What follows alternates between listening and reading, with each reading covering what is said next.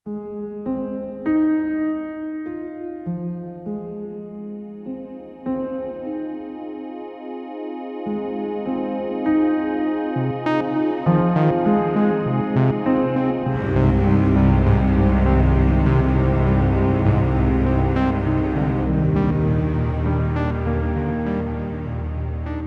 sillim një intervistë ekskluzive që gazetarja e mirënjohur Udina Xhunga ka bërë në emisionin Shqip në Evros të Greqisë në Ibrik Tepe me stërnipin e Fanolit, Kristopoulos Aleksandros.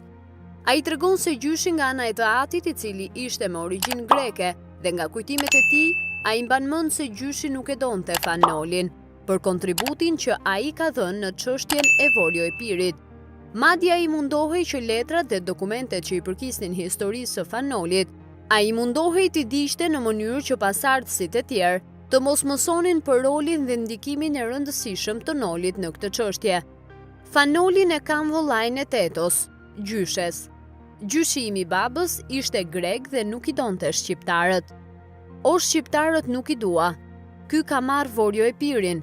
Fanoli ka marrë Vorjo Epirin, thoshte gjyshi.